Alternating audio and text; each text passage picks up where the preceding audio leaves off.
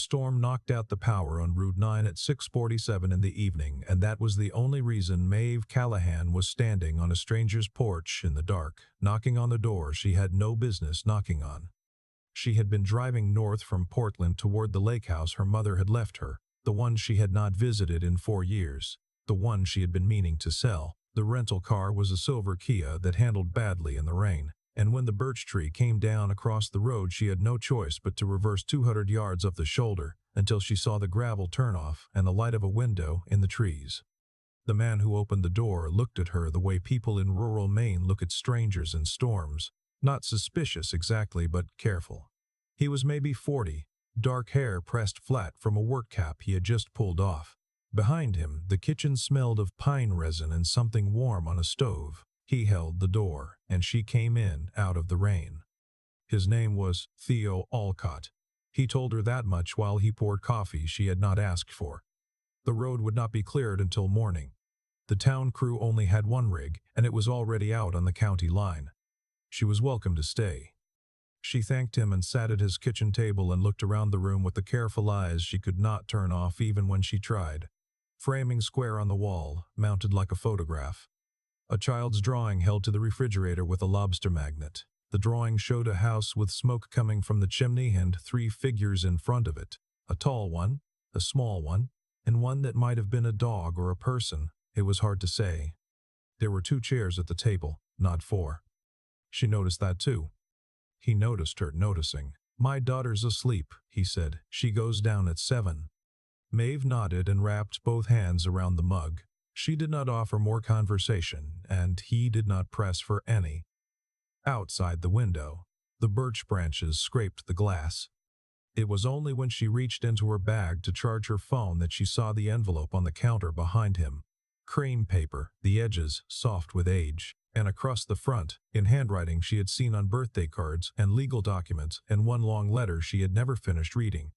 Her mother's hand, slanted left, unmistakable. The name on the front was hers. Maeve Callahan. Below it 3 words, "When the time." She set her phone down without plugging it in. "Where did you get that?" Theo followed her gaze to the envelope. He did not reach for it.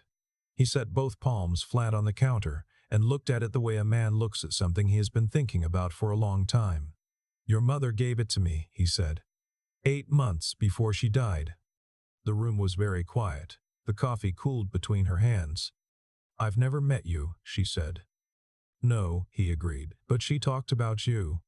She did not sleep well in the narrow upstairs room he made up for her, the one with the blue quilt and the window that looked into the tops of the spruce trees. She lay on top of the quilt in her clothes and stared at the ceiling and listened to the rain ease off, and thought about the envelope and thought about her mother, and thought about her mother, and thought about the fact that a man she had never met in a town she had not been to in 4 years had been holding a letter addressed to her for 8 months and had not tried to find her.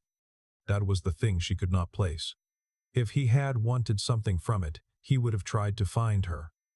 In the morning, she came downstairs to find a girl of about 6 sitting at the kitchen table eating toast and reading a picture book about turtles. The girl looked up. She had her father's dark coloring, but her eyes were a very clear gray, the kind of gray that made you look twice. "You're the lady from last night," the girl said. "I am." "Dad said a tree fell on your road." "It did." The girl considered this with the gravity of someone to whom fallen trees were a matter of serious interest. "We had one fall on our fence last April. Dad fixed it himself. He's good at that." Maeve sat down across from her. "What's your name?" "Heiress," the girl said, and went back to her turtles. Theo came in from outside with mud on his boots and a thermos in one hand. He told her the tree crew had been out since 6. The road would be passable by 9. He did not mention the envelope. She did. "I want to understand," she said, when Heiress had wandered into the living room with the turtle book. "My mother left that letter here, with you, not with her attorney, not with me." She paused. "She died in February. It's October." He poured coffee and did not look at her while he poured it. "She asked me to wait until you came to the lake house. I almost didn't come. I came to sign papers. I'm selling the property."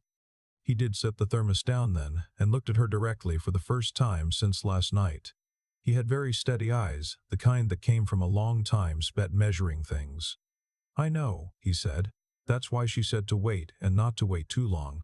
She stood up. "That doesn't make sense. She would have told me you existed. She would have said your name." She thought you weren't ready. The echo of the phrasing, the envelope, the word ready, the waiting, moved through her like cold water. She sat back down without meaning to. Theo pulled out the chair across from her and sat in it. He spoke quietly, the way people in small towns speak, when there are children in the next room. His wife had been Fiona Dray, an architect. They had moved to Calder Cove from Boston 6 years ago when Fiona was pregnant with Heiress. Fiona had died 3 years later of a surgical complication that should not have killed her. In a hospital it had quietly settled with him afterward and asked him to sign a non-disclosure agreement. He had signed it. He had been alone with a 2-year-old and no family within 500 miles, and the settlement was enough to keep the house. Maeve's mother, Ruth Callahan, had been the chief executive of Callahan Medical Group, a mid-sized hospital management company headquartered in Boston. The hospital where Fiona Dray had died was a Callahan medical facility. The room did not move, but something in it shifted. "You're telling me my mother's company?" "I'm not telling you anything," he said. "The letter is. I'm just the one holding it." The road crew came at 9:20. She got in the Kia and drove the 8 miles to the lake house and sat in the driveway for a long time without going inside. The lake house was older than she remembered, or maybe she was older. The cedar shingles had gone gray. The dock needed 2 planks replaced. Inside, her mother's handwriting was everywhere. Grocery lists pinned to the refrigerator, a schedule for the caretaker, notes in the margin of the paperback on the side table. Ruth Callahan had been a woman who annotated everything. Maeve walked through each room slowly. She went into her mother's bedroom and opened the closet and stood in front of the row of blouses hung in color order. The precise, controlled tidiness that had driven her out of the family home at 22 and into a management consulting firm in Chicago where she had spent the last 15 years applying her mother's organizational logic to companies that paid her very well for it. She had become her mother without noticing. She had noticed it only after Ruth died. She drove back to Calder Cove that afternoon. Not to the house. She was not sure she was ready for the house again. She went to the only diner in town, a yellow-painted place called the Inlet, and ordered chowder she did not eat, and thought about what she knew about Callahan Medical Group, and what she did not know, and who might have known, and who might have been told not to look. The woman behind the counter had lived in Calder Cove since before it had a zip code. Her name was Dot, embroidered on her apron in thread that had faded from red to pink. She refilled Maeve's water glass without being asked and said, without any preamble, "You're Ruth's daughter." It was not a question. "She talked about me," Maeve said. "Came in every summer for 12 years, Dot said. "A person hears a lot in 12 years. She wiped the counter in a slow circle. "She talked about you more toward the end. She was proud of you and she was sorry at the same time, if that makes sense." "What was she sorry about?" Dot looked at her with the patience of someone who had heard many things in small rooms and knew which ones to carry carefully. "That's between you and whatever she left behind," she said. "I'm not the one to say it." That evening, she drove back to the house at the end of a gravel turnoff. The light was on in the workshop she had noticed that morning, a converted outbuilding behind the main house with a wide sliding door and a skylight. She could hear the low sound of a plane being drawn across wood. She knocked on the doorframe. He looked up from a long piece of white ash he was clamping to a work table. Heiress sat on a high stool near the back wall, painting something on a piece of cardboard with a wide brush and a great deal of yellow. He did not look surprised. "I need to know what's in it," she said. "I know." He set the clamp down and wiped his hands. "But I think you need to ask for it, and I don't think you're asking yet. You're still deciding whether I'm the problem." She opened her mouth to deny it and stopped because it was true. He nodded at the stool beside Iris's. "Sit down if you want. She's painting the workshop. She's been at it for an hour." Iris looked up. "I'm making the skylight bigger," she said in the explanatory tone of an artist describing an intentional choice. "It looks better, bigger." Maeve sat on the stool. She watched Theo return to the clamp and the ash plank and work in silence. He moved around the table with the efficiency of a man who had done this long enough that his body knew where everything was before he reached for it. The shop was not what she expected, not a hobbyist workshop with one half-finished chair and a collection of unused chisels. There were 4 pieces in progress: a curved staircase panel in cherry, a library cabinet with glass doors, a child's writing desk with the client's name penciled on masking tape at the base, and a long dining table in white oak that she estimated at 12 feet.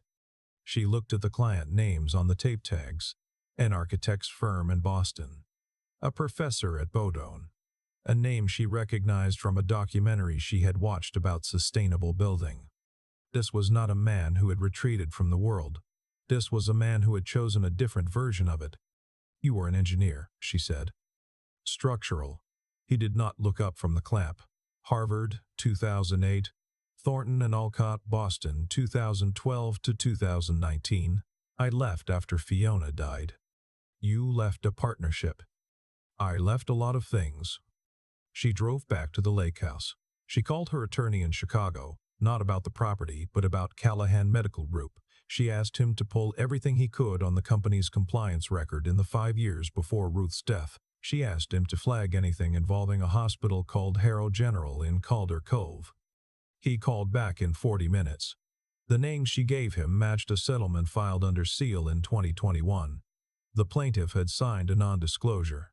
The hospital had avoided any public record. The parent company, Callahan Medical Group, had carried the settlement as a legal reserve on the books, and the board had been informed by a man named Stuart Voss, the company's chief operating officer, who had recommended the NDA approach. She had known Stuart Voss for 11 years. He had given a eulogy at her mother's memorial. He had called her the week after Ruth died and told her, with genuine-sounding warmth, that the company was in good hands and she should not worry. The room went very still around her. She had told no one outside her Chicago attorney about this call, and yet her phone showed a text from Stuart's assistant at 9:41 that evening. "Stuart would love to catch up when you're ready. He heard you're in Maine. No rush." She had not told Stuart she was in Maine. She sat on the edge of the bed in her mother's lake house and looked at the text for a long time. In the morning, she walked to the inlet before it opened. Dot was setting out the sugar dispensers. Maeve knocked on the glass door and Dot let her in without a word and poured her a cup of coffee she had not asked for. "Tell me about Theo," Maeve said. Dot sat down across from her with her own cup. She had known Fiona Dre. Everyone in Calder Cove had known Fiona. She had done the renovation plans for the library and the new fire station and a waterfront building that had won a regional award. She had been 34 when she died on a table at Harrow General during what should have been a straightforward procedure. The hospital had sent flowers and a form letter and a man in a good suit. Theo had not sued publicly. He had the daughter to think about and no appetite for a fight he was not sure he could win. He had taken the settlement and moved what was left of his family into the house and started building furniture because he needed to do something with his hands, and because Heiress needed a father who was present. "And my mother?" Maeve asked. Dot looked at her mug. "Ruth came the summer after Fiona died. She used to walk the road past the house. She was a walker, your mother, every morning. She and Theo started talking the way neighbors do when they both happen to be outside. By the 3rd summer, she knew the whole of it. And she told him who she was." "Eventually," Dot said. "Not right away. When she did, he already knew her, so he didn't react the way you might expect a man to react. He was angry. He told me he was angry. But Ruth was honest with him, and she was already angry at herself, and that changes things." "Was she going to do something about it?" Dot looked at the table. She was planning to. "She'd found something," she said. "She asked me to keep a small box for her. She brought it the last summer she was well enough to drive. She said to hold it, and if anything happened to her, to give it to Theo and tell him it was time." Maeve set her cup down. "Where is it?" Dot rose from the table. She went to the back room and came out with a shoebox-sized wooden box, the kind with a fitted lid, cedar-lined, the kind Maeve had seen in estate sales in her mother's type of world. She set it on the table between them. Maeve looked at it. "Did you open it?" "No," Dot said. "It wasn't mine to open." She carried the box to the workshop. Theo was already at the bench, the ash plank now secured and the first passes done. Iris was at school. The shop was quiet. She set the box on the work table. He looked at it and did not move for a moment. "Doctors gave me this," she said. "My mother left it with her. She said to give it to you when the time came. I think the time came." He lifted the lid. Inside, a compact flash drive, the kind from an earlier era, and a folded letter in Ruth's leftward handwriting, 2 pages. He read it first, then passed it to her without speaking. Ruth Callahan had written to him plainly and without self-forgiveness. She described how she had learned, 3 years after Fiona's death, that the surgical error at Harrow General had been the result of a falsified credentialing report, a document that had been altered to approve an operating physician whose privileges had been suspended at 2 previous facilities. The falsification had been authorized by Stuart Voss, who had wanted to fill an opening quickly and had overridden the compliance officer's objection. Ruth had discovered this through an internal audit she had commissioned herself after an anonymous tip from someone in the compliance department. When she brought it to the board, Stuart had framed it as a documentation error, minimized it, and persuaded enough board members to let it remain sealed under the NDA. He had used the company's exposure as leverage. Any disclosure would damage Callahan Medical's valuation and, by extension, harm Ruth's own estate. She had agreed, and she had lived with it, and it had eaten her. In the last paragraph she wrote, "I do not ask you to forgive me. I ask only that you use what is on the drive to do what I was not willing to risk. Iris deserves to know that her mother was not just an accident. Maeve deserves to know who I was, and who I was trying not to be anymore. I am sorry that I waited so long to be brave." Maeve set the letter down on the workbench. Her hands were not shaking, which surprised her. What was there instead of shaking was something colder and more purposeful. Theo plugged the drive into the laptop he kept on the side shelf for client specs. The files opened without a password. A folder labeled Harrow General containing the original credentialing report with the alteration visible in the metadata. The approval signature added 2 days after the document's creation date. A folder labeled Board Correspondence containing an email chain between Stuart Voss and 3 board members. In the last email, Stuart's sign-off on the NDA language with a note in the subject line, "Keep Ruth comfortable with this." There was a third folder. It was labeled with a name Maeve recognized as the compliance officer who had filed the original tip. Inside was a resignation letter dated the week after the board meeting and a single-page note, handwritten, that read, "I have a copy of everything. If something happens to me, my sister has instructions." Theo closed the laptop. He did not speak for a long time. When he did, his voice was level in the way that things are level when they have been very carefully held in place. "She was doing her job," he said. "Fiona. She was on site to review the surgical suite upgrade plans. She wasn't supposed to be in that wing." "I know," Maeve said. "She would have found the credentialing problem eventually. The physical plans would have required her to pull the staffing documents." "I know." He turned away and set both hands on the workbench and stood there. Not for show, not for sympathy. He simply needed somewhere to put the weight of it for a moment. She understood that, and she gave him the moment. When he turned back, his face had composed itself into something she recognized from the past 3 days, the particular steadiness of someone who has already made peace with grief and now only needed to decide what to do with the truth. She said, "Iris deserves to know," he said. "Not now," Maeve answered. "Not all of it, but someday." He nodded. "Once." She flew back to Boston the next morning with the drive and her mother's letter copied and secured with her attorney. She did not tell Stuart Voss she was coming. She did not warn anyone on the board. She requested an emergency meeting with the company's independent directors, the 3 who had not been copied on Stuart's emails, and gave them the full file 24 hours before the meeting. When the board convened in the Callahan Medical Conference Room on the 14th floor, Stuart was already seated at the head of the table. He smiled at her when she came in.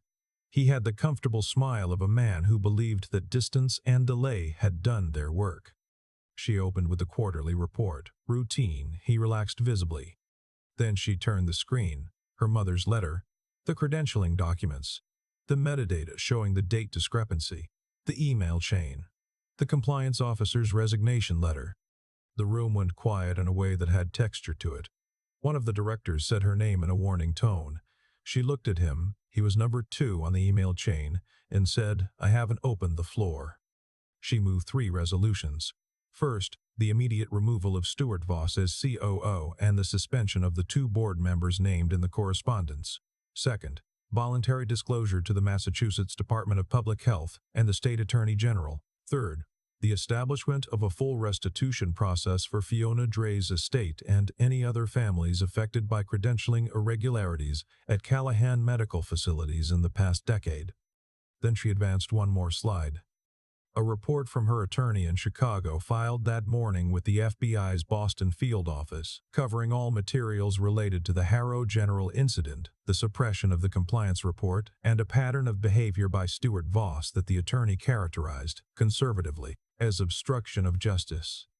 "My mother built this company," she said. "She also made a choice that she spent the last years of her life trying to undo. I am finishing what she started. If anyone in this room wants to object, they have already provided me with the reason I would need to include their name in the next filing."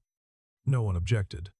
Stuart rose slowly. His suit was very good. His face had gone the particular white of a man watching something large and inevitable arrive. "Maeve," he said, "your mother would not have wanted this kind of exposure."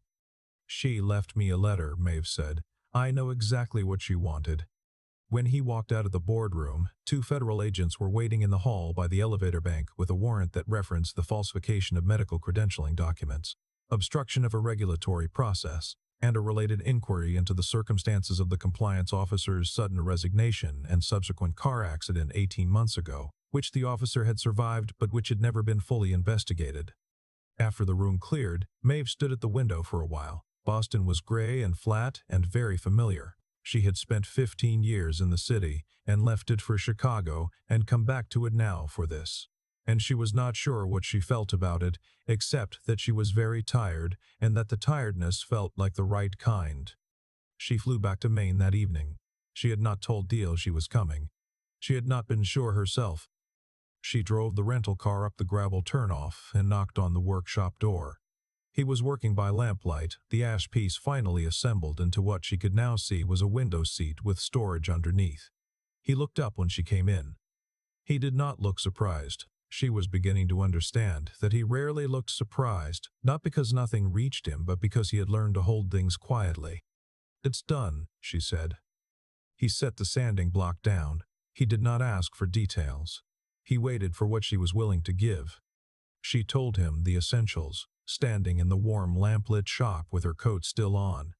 The board, the disclosure, the agents in the hall, the inquiry into the car accident of the woman who had tried to tell the truth. 18 months ago. "The compliance officer," he said. "She's still alive. I called her this morning before the meeting. She told me she'd been waiting for someone to call." He was quiet for a moment.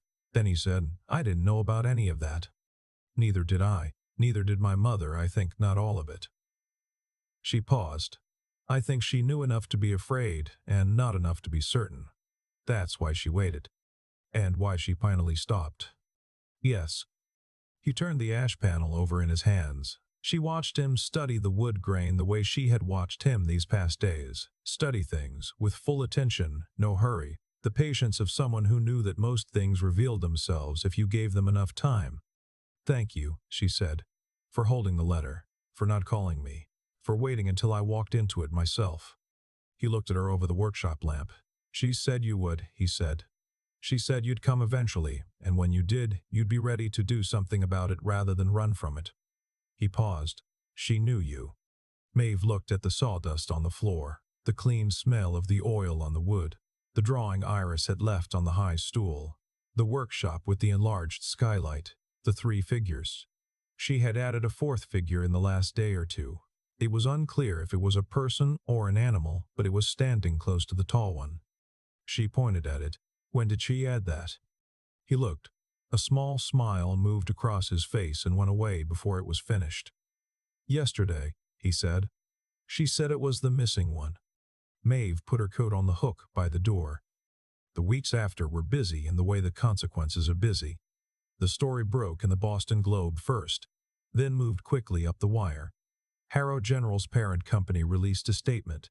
2 additional families came forward with complaints that had been settled quietly and incompletely. The compliance officer gave a recorded interview that ran on a Tuesday evening and was shared more than anything Maeve had seen in years, because the woman was not dramatic and not polished, and she simply described what had happened to her and what she had done about it, and people responded to plainness. Maeve gave one statement, 12 sentences. She signed her name to it and did not do interviews. She had relocated her consulting practice to a rented office above a bookshop in Calder Cove by the time the first freeze came. She kept 2 clients in Chicago who understood that she worked remotely and preferred it. She let the rest go. She sold the Beacon Hill condo through an agent who did not meet her in person. She kept the lake house and hired a contractor to replace the dock planks and restain the shingles. And she spent the first hard frost weekend of November doing it herself, which was not efficient but which felt correct.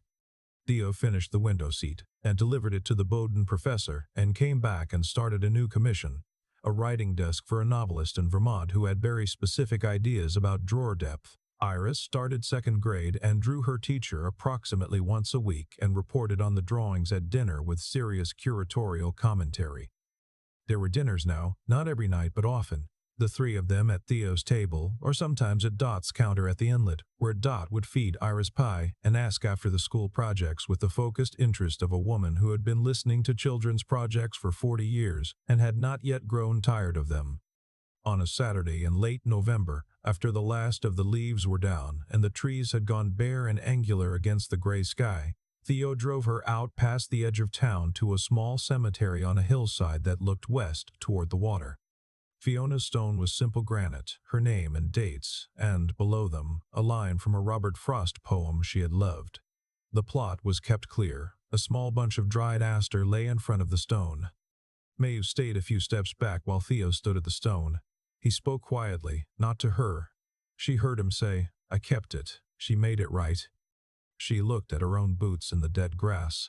There were things she did not feel entitled to say at that grave, but she felt something standing there that she had not felt in a long time. The particular quietness that comes when a wrong that was too big for one person to carry has finally been set down by more than one pair of hands. On the drive back, the truck cab was warm, and the heater made a small persistent sound, and neither of them talked.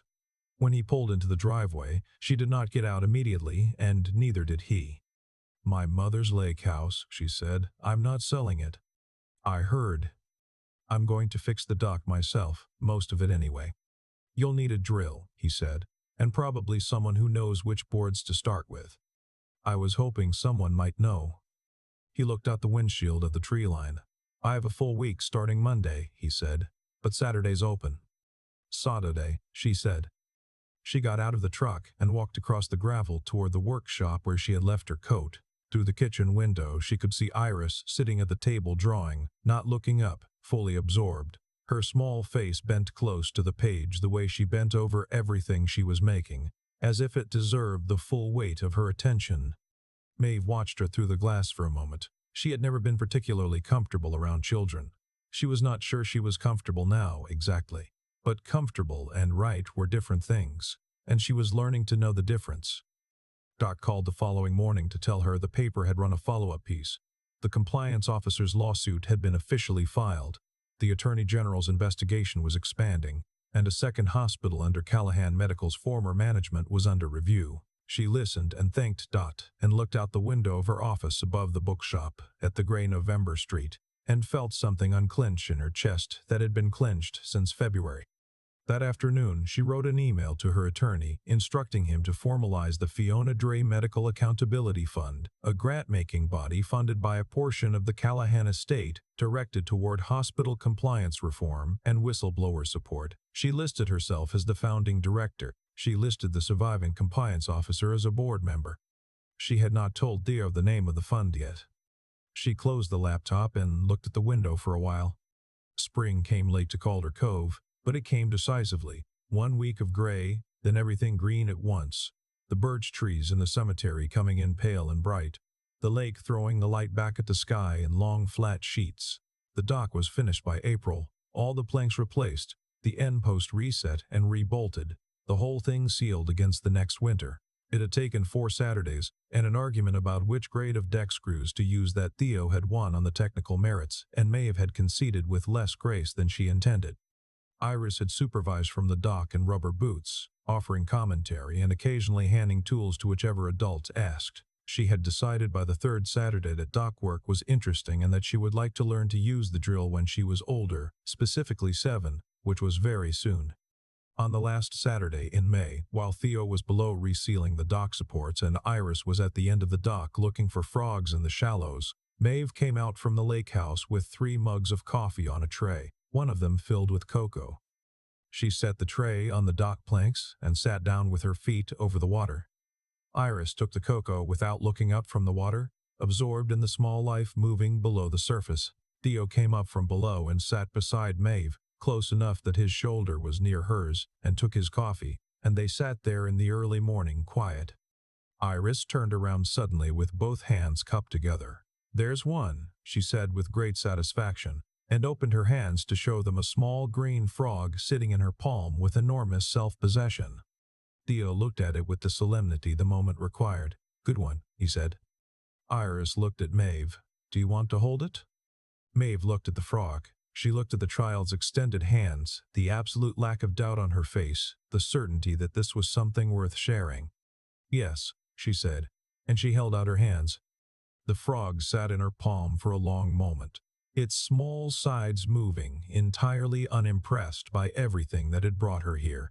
The storm, the envelope, the letter, the board meeting, the quiet gray cemetery on the hill, the 4 Saturdays on the dock, the name on the fund that she had not yet said aloud to the man beside her. It considered her hands, found them adequate, and leaped back toward the water. Iris laughed. Theo glanced at Maeve. She was already smiling and had not noticed that she had started. He looked away before she saw him looking and said nothing and let it be exactly what it was. "I keep thinking about that frog sitting in Maeve's hands at the end of the dock. She didn't know what to do with it. She hadn't asked for it. But she held out her hands anyway, and that small, unhurried moment said more about who she had become than anything that happened in the boardroom. The truth is, everything in this story followed from choices that were made before the story began. Stuart chose to falsify a document to save himself 6 months of inconvenience. Ruth chose to look the other way to protect a company and a daughter she was slowly losing. Theo chose to sign a piece of paper and move to the edge of the country and build things with his hands because it was the only way he could keep going.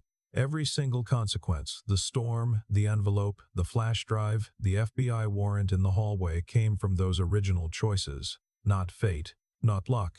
Cause and effect, plain and slow and patient as wood grain. What strikes me most about Theo is that he never let what happened to Fiona turn into something poisonous. He had every reason to become someone bitter and closed off, and instead he just kept going. He finished the work. He raised Iris. He held a letter addressed to a woman he'd never met for 8 months because a grieving mother had asked him to, and he trusted that the right moment would come. That kind of integrity doesn't announce itself. It just shows up, quietly, every morning, until it becomes the whole shape of a person. And Maeve, she walked into that workshop thinking Theo was the problem, which is the most human thing in the world, to look for the risk in a stranger before you look for it in the people you already trust. It took intelligence to realize she was wrong, real intelligence, not the kind that fills conference rooms, but the kind that says, "I don't have the full picture yet. Let me stop and look harder." She noticed the client names on the masking tape. She noticed Stuart knew about the car inspection before she told him. She paid attention to the things that didn't fit, and that attention changed everything. But knowing the truth wasn't enough. Ruth had known the truth too at the end. The difference between Ruth and Maeve wasn't information. It was the willingness to act on it at cost. Maeve walked into that board meeting without a safety net. She disclosed everything. She named the names. She let the story land where it was going to land, including on her own family's reputation. That took something beyond being smart or being good. It took the kind of steadiness that holds even when the floor is moving. I think about the compliance officer who filed the original tip, got pushed out, had her car tampered with, and still kept a copy of everything. She didn't have a company or a boardroom or a famous last name. She had a principal and a folder and a sister with instructions. She did what she could with what she had, and 18 months later Maeve called her, and the call was the beginning of something. That's the thing about doing the right thing in obscurity. You can't see the chain you're starting. You just decide what kind of person you're going to be today, and then you decide again tomorrow, and somewhere down the road, the decisions accumulate into a shape that matters. Iris drew a fourth figure into the workshop picture before anyone asked her to. She just knew something was missing, and she filled it in. Maybe that's all any of us are doing, in the end.